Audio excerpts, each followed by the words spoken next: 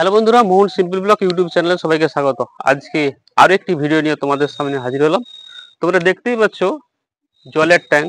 এই জলের ট্যাঙ্ক কিছুদিন ছাড়া ছাড়া পরিষ্কার করতে হয়। এই জলের ট্যাঙ্কের তলাতে কিছু ময়লা জমে, আয়রন এবং যে বালি, সূক্ষ্ম সূক্ষ্ম ছোট ছোট বালিকণা। আচ্ছা, তাছাড়া আমরা যদি কোনোদিন 10-15 দিন এই জলটা ব্যবহার না করি তখন শ্যাওলাও জমে। সেই জন্য পরিষ্কার করতে হয়। আমরা ভেতরে ঢুকে পরিষ্কার করতেই পারি, কিন্তু আজকে আমি যেটা তোমাদের সঙ্গে শেয়ার করছি সেটা তো বাইরের থেকেই এই ট্যাঙ্কি থেকে নোংরা পরিষ্কার করবো। সেটা কিভাবে করব, তাহলে চলো ভিডিওটা শুরু করি। আর ভিডিওটা যদি ভালো লাগে লাইক শেয়ার কমেন্ট আর সাবস্ক্রাইব করো। আর চ্যানেলে নতুন হয়ে থাকলে চ্যানেলটি সাবস্ক্রাইব করে বেল আইকনটি বাজিয়ে দাও। বন্ধুরা, তাহলে এই যে ট্যাঙ্কি থেকে নোংরা পরিষ্কার করার জন্য পিভিসি পাইপ দিলেও হবে। আমি একটা যে ছাদ ফেলানো হয় না, সেই পাইপটা আমি একটা নিয়েছি। আর এই সঙ্গে ফ্লেক্সিবল পাইপ একটা ছিল পুরানো, সেটাও আমি এই কাজে লাগাবো। এই দেখো এইটা। আর এইটা হচ্ছে স্প্রাইটের যে বোতল, তার একটা অংশ আমি কেটে নিচ্ছি। এই দেখো, দিয়ে এইভাবে কাঁচি দিয়ে এগুলোকে এইভাবে ছোট ছোট ছোট ছোট করে কেটে দিছি। এইটুকু অংশ হলে হবে। এইভাবে সেট করছি কিভাবে দেখো। এই যে এই পাইপের একদিকে এটাকে সেট করতে হবে এইভাবে। এই যে পরিয়ে দিলাম, যাতে হাওয়া না পাস করতে পারে সেই জন্য একটু ব্ল্যাক টিপ দিয়ে সেটে দিতে হবে। এই যে ব্ল্যাক টিপ দিয়ে, যাতে হাওয়া পাস করতে না পারে।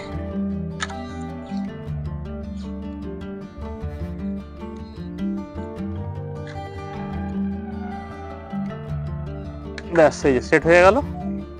আর এটা আমি তো কাঁচি দিয়ে কেটে নিয়েছি বলেছি।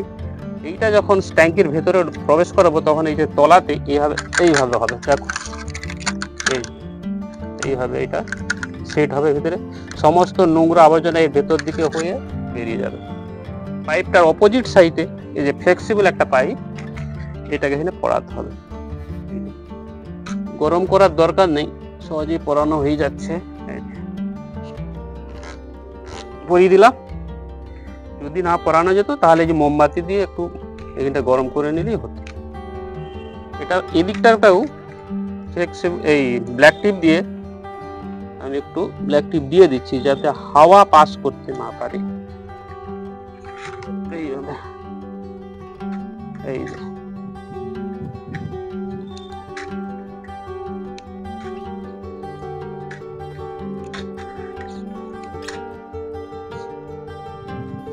ব্যাস হয়ে গেল।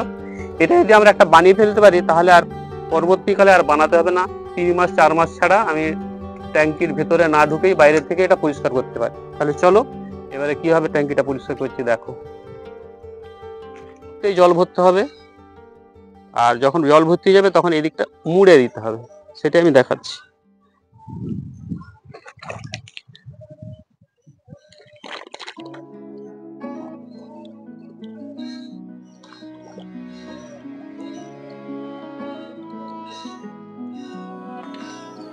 বাইরে থেকেই ট্যাঙ্কি পরিষ্কার করা যায়, সেটাই তোমাদের সঙ্গে শেয়ার করছি। দেখো কিভাবে পরিষ্কার করছি। এইরকম জিনিস একটা বানাতে হবে, ভিতরে যে নোংরা আবর্জনা সব বেরিয়ে যাবে। 10-15 মিনিট টাইম লাগবে।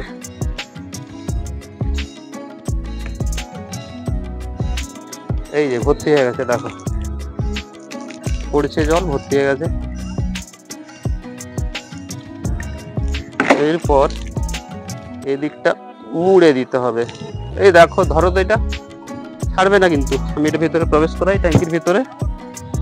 এই যে ট্যাঙ্কি, ছেড়ে দাও নিচে। দেখো বন্ধুরা, জল বেরোচ্ছে দেখো।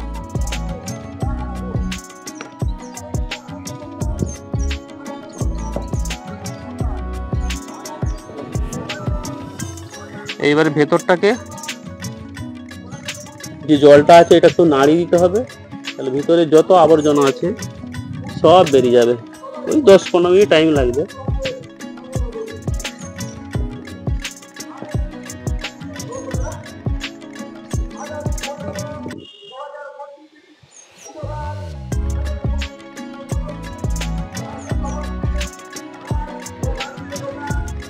দেখো বন্ধুরা, জল পড়ছে দেখো।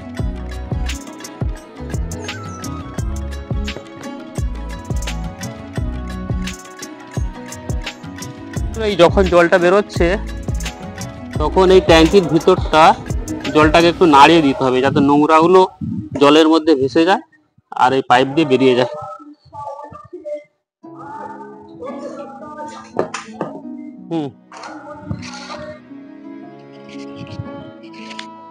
দেখো বন্ধুরা, ট্যাঙ্কির পুরো জলটাই শেষ হয়ে আসছে। কত বালি, আয়রন আর শ্যাওলা জমেছিল সেগুলো সব বেরিয়ে গেল। এভাবে বাইরে থেকেও আমরা জলের ট্যাঙ্ক পরিষ্কার করতে পারি।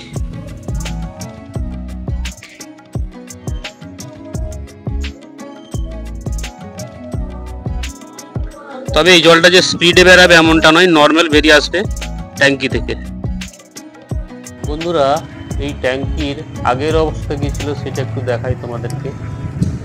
ট্যাঙ্কির ভেতরটা দেখো, কতখানি ডাস্ট পড়ে আছে, ময়লা হয়েছে। আর এই ময়লা পরিষ্কার করার জন্য এই পদ্ধতি, বাইরে থেকে এটা পরিষ্কার করা হয়েছে। তবে জলটা অনেকখানি আছে, আর একটু জল কমিয়ে দিলেই ভালো হয়, আর পরিষ্কার ভালো তাড়াতাড়ি হবে পরিষ্কারটা।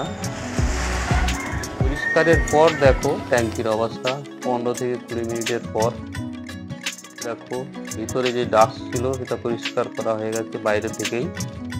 এই প্রসঙ্গে একটা কথা বলে রাখি যে এই পাইপের দ্বারাই যে 1 ফোঁটাও ভিতরে জল থাকবে না এমনটা কিন্তু না, 1/2 ইঞ্চিরও একটু কম থাকবে, সেটা কিন্তু উঠবে না। সেটা ওই কাপড় টাপড় দিয়ে একটা ডান্ডা দিয়ে ভিতরে দিয়ে ওই জলটাকে আস্তে আস্তে তুলে নিতে হবে, অল্প থাকবে একদম। তো এইভাবেই তোমরাও যদি চেষ্টা করো নিশ্চয়ই পারবে জলের ট্যাঙ্ক পরিষ্কার করতে। তাহলে বন্ধুরা, তোমরাও এরকম একটা বানাতে পারো জলের ট্যাঙ্ক পরিষ্কার করার জন্য। একবার বানিয়ে নিলে আর অনেকদিন চলবে। আর ভিডিওটা এই পর্যন্তই। সবাই ভালো থাকো, সুস্থ থাকো, দেখা হচ্ছে আবার অন্য কোনো ব্লগে।